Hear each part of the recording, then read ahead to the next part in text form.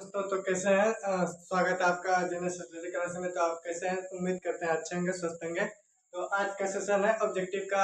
आज हम परिवहन का ऑब्जेक्टिव करेंगे। ऑब्जेक्टिव देखिए, ऑब्जेक्टिव हमारे रिजल्ट में बहुत असर डालता है, इसीलिए आपको ऑब्जेक्टिव पर पूरा फोकस करना चाहिए, क्योंकि डबल रहता है, 100 रहता है, उसमें 50 से बनाना रहता है। तो ऑब्जेक्टिव पर आप पूरी तरह से फोकस कीजिए। देखिए साइंस में तो 70 ही रहता है, लेकिन देखिए आज हम परिवहन का ऑब्जेक्टिव करेंगे और एक एक ऑब्जेक्टिव को बारीकी से देखिएगा, इसे याद हो जाएगा यहीं पे। देखिए यह ऑब्जेक्टिव 2026 में बहुत ही कारगर साबित होने वाला है। तो आइए हम शुरू करते हैं। देखिए सबसे पहला है, निम्न में कौन संवहन ऊतक है। ये संवहन चैप्टर है, परिवहन चैप्टर है, तो इसमें पूछे थे निम्न में से कौन सा संवहन ऊतक है।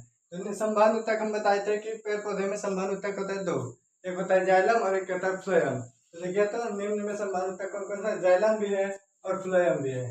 जड़ है, जड़ तो नहीं है, तो ए प्लस बी दोनों हो जाएगा। तो ऑप्शन मेरा हो जाएगा डी। ठीक, उसके बाद देखिए अगला क्वेश्चन है, निम्न में से किसकी कोशिकाएं मृत होती है। तो जाइलम और फ्लोएम का जब बता रहे थे, जाइलम और फ्लोएम में अंतर भी बता रहे थे, तो उस समय बता रहे थे कि जाइलम की कोशिकाएं जो है वो मृत होती है। किसकी कोशिकाएं? जाइलम की। तो फ्लोएम की कोशिकाएं जीवित होती है, लेकिन जाइलम की कोशिकाएं मृत होती है। तो इसका ऑप्शन हमारा हो जाएगा ऑप्शन नंबर बी। ठीक, अगला क्वेश्चन है, जाइलम किसका वहन करता है। तो बताइए तो जाइलम किसका वहन करता है। तो क्लास में बताए थे जाइलम जो है, जाइलम जल का वहन करता है और खनिज लवण का भी वहन करता है। भोजन का वहन तो फ्लोएम करता है, तो जाइलम किसका वहन कर लेता है? जल का वहन कर लेता है और खनिज लवण का वहन कर लेता है। तो इसमें हमारा आंसर हो जाएगा डी, ए प्लस सी दोनों। जाइलम जल और खनिज लवण दोनों का वहन करता है। ठीक, अगला क्वेश्चन है, पौधे में वाष्पोत्सर्जन किस भाग में होता है। तो बताए थे वाष्प उत्सर्जन, जैसे कि पौधे के पत्तियों में वाष्प का उत्सर्जन होता है, यानी कि पौधे में जो पत्तियों में जो पानी मौजूद रहता है वह वाष्प बनकर उड़ जाता है। तो पौधे में वाष्पोत्सर्जन की क्रिया पत्ती में होता है। क्या होता है? पत्ती में। देखिए सॉरी, यहाँ पत्नी लिखा गया है, पत्ती होगा। पौधे में वाष्पोत्सर्जन की क्रिया पत्ती में होती है, और पत्ती में भी कहाँ होता है? स्टोमाटा में, जिसे रंध्र कहा जाता है। स्टोमाटा, पत्तियों में जो छोटे छोटे छिद्र होता है उसी को स्टोमाटा या रंध्र कहा जाता है। तो हमारा इस 4 नंबर का आंसर हो जाएगा ऑप्शन नंबर सी। ठीक, अगला क्वेश्चन है कि पौधे में खाद्य पदार्थों का परिवहन किसके द्वारा होता है। तो पौधे में खाद्य पदार्थों का परिवहन हमारा जाइलम के द्वारा होता है, फ्लोएम के द्वारा होता है, या कोशिका झिल्ली के द्वारा।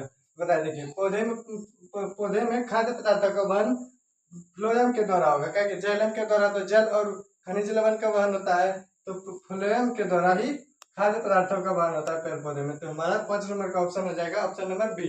ठीक, अगला क्वेश्चन है, जीवों में परिवहन किसके द्वारा होता है। जीव में परिवहन किसके द्वारा होता है। देखिए तो जाइलम के द्वारा नहीं, जाइलम तो पादप में होता है, पादप का संवहन ऊतक है। मांसपेशी में, मांसपेशी में संवहन थोड़ी होगा, इसमें होगा ऑप्शन नंबर सी, रक्त। जीवों में परिवहन किसके द्वारा होता है। तो रक्त के द्वारा होता है। हमारे शरीर में रक्त पाया जाता है, जिससे कि जितने भी पोषक तत्व है, या ऑक्सीजन हो गया, कार्बन डाइऑक्साइड हो गया, इसका वहन होता है, ऊर्जा का वहन होता है। तो किसमें होता है? रक्त में। सारे जीवों में, हमारे मनुष्य में भी और अनेक जीवों में भी होता है। ठीक, बढ़ते हैं अगले क्वेश्चन की तरफ। नेक्स्ट क्वेश्चन है, जाइलम किस दिशा में वहन करता है। जाइलम किस दिशा में वहन करता है। तो देखिए सबसे पहले जाइलम वहन किसका करता है। जाइलम जड़ से जल एवं खनिज लवण का वहन करता है। तो जड़ तो नीचे रहता है, और खनिज लवण और जल हमारे पत्तियों को चाहिए भोजन बनाने के लिए, प्रकाश संश्लेषण की क्रिया के लिए। तो नीचे से ऊपर की ओर जाएगा जल और खनिज लवण को लेकर। तो जाइलम नीचे से ऊपर की ओर गति करता है। किसकी ओर? नीचे से ऊपर की ओर। तो यहाँ क्या हो जाएगा? ऊपर की ओर। ऑप्शन नंबर ए, नीचे की ओर तो नहीं, चारों ओर नहीं, सिर्फ नीचे से ऊपर की ओर गति करता है। तो कौन? जाइलम किस ओर गति करता है? नीचे से ऊपर की ओर। अगला क्वेश्चन है, फ्लोएम किस दिशा में वहन करता है।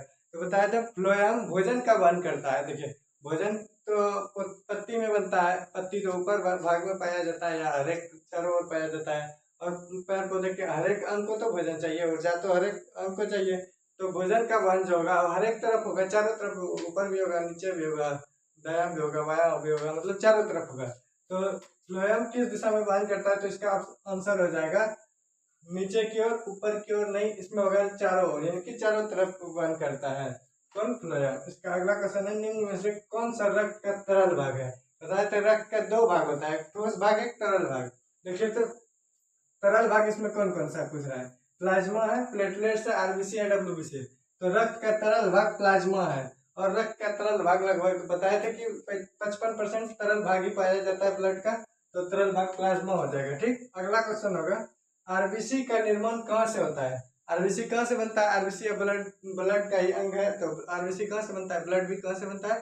तो बताए थे कि हड्डियों के बीच में एक जगह होता है जिसे अस्थि मज्जा कहा जाता है, यहीं से आरबीसी का निर्माण होता है, डब्ल्यूबीसी यानी कि पूरा ब्लड का यहीं से निर्माण हो जाता है। तो हमारा आंसर हो जाएगा अस्थि मज्जा, ऑप्शन नंबर बी। अगला क्वेश्चन है रक्त क्या है। रक्त क्या है? तो रक्त बताए थे क्लास में कि रक्त एक प्रकार का तरल संयोजी उत्तक है, तो ऑप्शन नंबर ए हो जाएगा, रक्त एक प्रकार का तरल संयोजी उत्तक है। देखिए, और अगला क्वेश्चन है रोगों से लड़ने की क्षमता किसमें होती है। हमारे शरीर में जो रोग होता है उससे लड़ने का क्षमता किसमें होता है। बताए थे ब्लड में पाया जाता है, आरबीसी, डब्ल्यूबीसी और प्लेटलेट्स, जिसमें कि डब्ल्यूबीसी में रोगों से लड़ने की क्षमता होती है, तो इसका आंसर हो जाएगा ऑप्शन नंबर बी। 12 का हो जाएगा answer option number B, WBC. अगला क्वेश्चन है आरबीसी का कब्रिस्तान किसे कहा जाता है। ये रक्त जब मर जाता है, या आरबीसी या डब्ल्यूबीसी या प्लेटलेट्स अगर मर जाता है तो उसे कहाँ दफनाया जाता है, तो उसे रक्त में प्लीहा में दफनाया जाता है। कहाँ पे? प्लीहा। प्लीहा उसी को तिल्ली भी कहा जाता है, तो हमारा इसमें आंसर दो हो जाएगा, एक प्लीहा हो जाएगा और एक तिल्ली हो जाएगा, तो ऑप्शन नंबर डी हो जाएगा, बी प्लस सी। आरबीसी का कब्रिस्तान किसे कहा जाता है, प्लीहा और तिल्ली दोनों को, यानी कि option number d, b plus c दो। आइए नेक्स्ट क्वेश्चन की तरफ बढ़ते हैं। अगला क्वेश्चन है खुला परिसंचरण तंत्र किसमें पाया जाता है। तो खुला परिसंचरण तंत्र बताए थे, परिसंचरण दो तरह से होता है, वो बंद परिसंचरण, एक खुला परिसंचरण।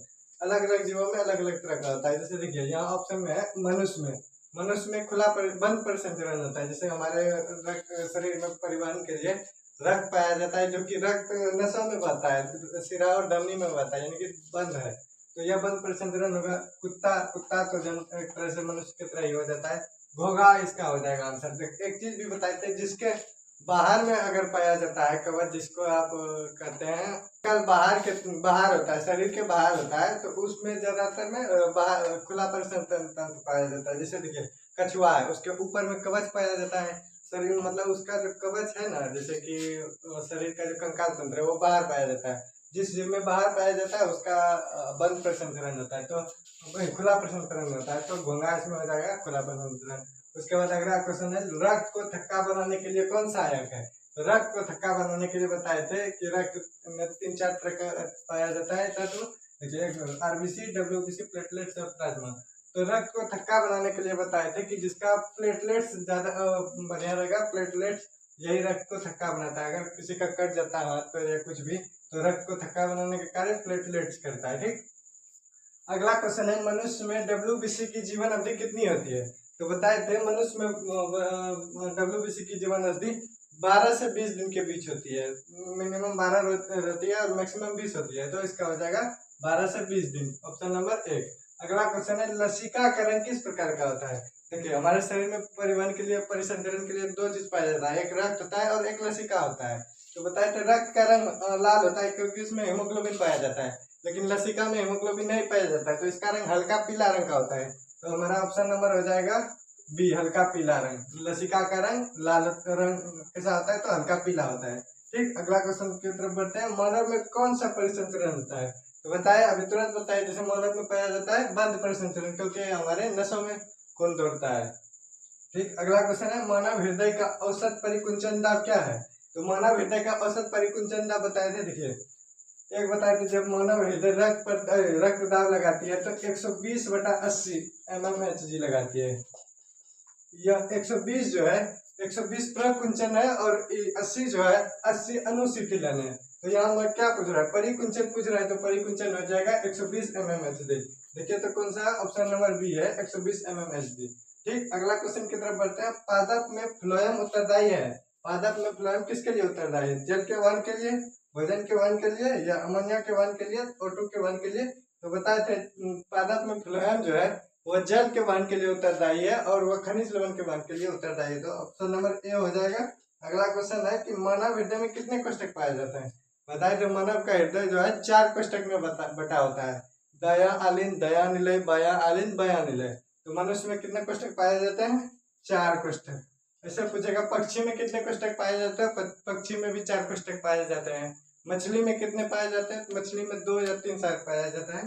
ठीक है, देखिए आज हम ये 20 क्वेश्चन करा दिए हैं, 20-21 क्वेश्चन ये मोस्ट इम्पोर्टेंट रहने वाला है 2026 के एग्जाम के लिए। इसीलिए आप लोग एक बार पहले जरूर देख लीजिएगा, उसके धीरे से जैसे नॉर्मल पे देख लीजिएगा, एक बार स्पीड करके देख लीजिएगा, आपको क्लास में ही याद हो जाएगा। और देखिए जो याद नहीं रहता उसको लिख के याद कीजिए, याद हो जाएगा आराम से।